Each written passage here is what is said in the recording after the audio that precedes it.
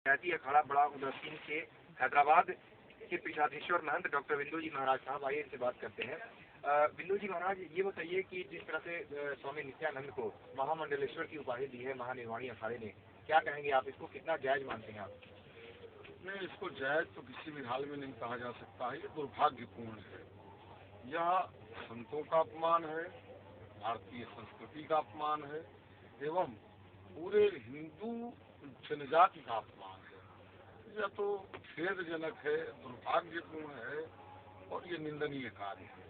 स्वामी नित्यानंद का नाम जिस तरह से स्कैंडल में सामने आया था, चरित्र को लेकर के उनके ऊपर सवाल खड़े हुए थे, उनके चरित्र पर, क्या आपको लगता है कि बिना इस तरह के व्यक्ति को अगर महामंडलेश्वर की उपाधि दी जाती है तो कहीं न कहीं जो अखाड़ों के प्रति लोगों के मन में और साधु संतों के प्रति मन में लोगों की जो श्रद्धा है वो कहीं न कहीं कम होगी?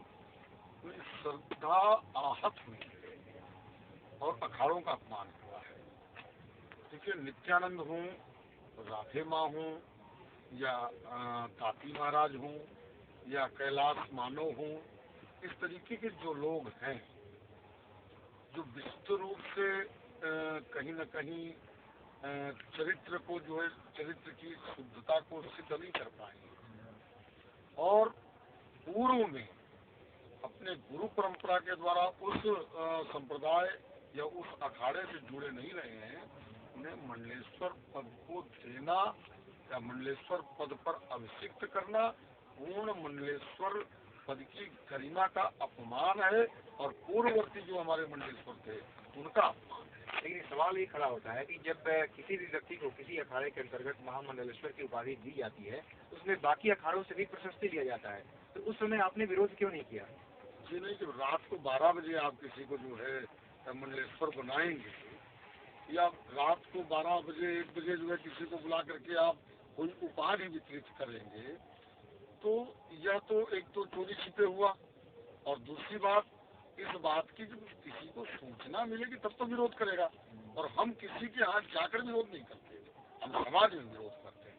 हम किसी अब घर में आप कुछ भी कर लें, हम आपके घर में थोड़ी मुर्दाबाद जिंदाबाद करने जाएंगे, लेकिन जो गलत हुआ है उसका हम सामाजिक रूप से जो है विरोध करने के लिए है। आपको लगता है कि आपकी सहमति नहीं ली गई, बाकी अखाड़ों की सहमति नहीं ली गई, जो प्रशस्ति होता है वो नहीं ली गई, बिना लिए हुए ही, यानी पूरी औपचारिकता जो होती है किसी को महामंडलेश्वर बनाने के लिए, औपचारिकताएं पूरी नहीं की गई हैं? जी नहीं, बिल्कुल नहीं की गई है और यह मतलब बड़ा खेदजनक है। इस तरीके की जो परंपराएं कहीं कहीं अखाड़ों के द्वारा, मैं क्या कहूँ, उसे भूल कहूँ या उनकी हठधर्मिता कहूँ या जो है उनकी जिद कहूँ। अब लोग कुछ कह रहे हैं कि दक्षिण और उत्तर को जोड़ने की प्रक्रिया है। जो व्यक्ति शुद्ध रूप से हिंदी भी ना बोल पाता हो, अशुद्ध हिंदी भी ना बोल पाता हो, वह हेतु का काम क्या करेगा? ये दुर्भाग्यपूर्ण है। और फिर मंडलेश्वर पद को चरित्र और कार्यों को देखकर दिया जाता है और जब उसके चरित्र में ही दाग लगा हो, भले वह अदालत में विचाराधीन हो, लेकिन चर्चा में तो जनता जनार्दन की दृष्टि में वह शुद्ध नहीं है। और जो जनता जनार्दन की दृष्टि में शुद्ध नहीं है, वह एक मंडल का ऐश्वर्य प्राप्त व्यक्ति कैसे हो सकता है जो भागा हुआ फिरता हो? यही सवाल यहाँ पर है कि जिस तरह से नित्यानंद को महामंडलेश्वर की उपाधि प्रदान की गई है, आप लोग उस पर सवाल खड़े कर रहे हैं, तो क्या उस अखाड़े के खिलाफ, महानिर्वाणी अखाड़े ने जिस तरह से उनको उपाधि प्रदान की है, महानिर्वाणी अखाड़े के खिलाफ आप लोग कोई कार्रवाई करेंगे? नहीं, हम अखाड़े वाले हैं, हम अपने अपने अखाड़े के जवाबदार होते हैं। हमारे अपने अखाड़े की सत्ता, हमारे अपने अखाड़े की जो व्यवस्था होती है हम उसकी है। लेकिन जहाँ सामाजिक बात आती है, जहाँ पूरा एक वर्ग विशेष संत समाज पूरा जुड़ा हुआ है, लोग ये नहीं जानते हैं कि आप किस अखाड़े से हैं और लोग तो ये जानते हैं कि आप संत हैं। नहीं, मेरा सवाल है कि आप लोगों का जो इस तरह का विरोध होगा, केवल इसी तरह से मौखिक विरोध होगा या आप लोग कुछ महामंडलेश्वर की उपाधि से हटाया जाएगा? बिल्कुल बिल्कुल, हम लोगों ने उनको अल्टीमेटम दे दिया है और ये उन पर पुनर्विचार करने की हम लोगों ने मांग की है, क्योंकि यह कार्य निंदनीय है। अगर बात को नहीं माना जाता तो क्या करेंगे आप? क्या अगला कदम आप सभी लोगों का क्या होगा जो लोग विरोध कर रहे हैं? देखिए, अखाड़े ऐसा नहीं है कि न माने, वहाँ ऐसा नहीं है कि विद्वान नहीं है, विवेकशील नहीं है, एक से एक धुंधर वहाँ विद्वान है। महानिर्वाणी अखाड़े में योग्य पुरुष है और बड़े बड़े जो है मंडलेश्वर हैं, निश्चित तौर से अखाड़े की व्यवस्था अगर किसी व्यक्ति विशेष के प्रेम वश या उसकी मित्रता वश ऐसा कुछ कार्य हो गया है, सुधारा जा सकता है। हम समाज में गलत संदेश नहीं जाने देंगे, चाहे वह हमारे अखाड़े की बात हो या महानिर्वाणी अखाड़े की बात हो।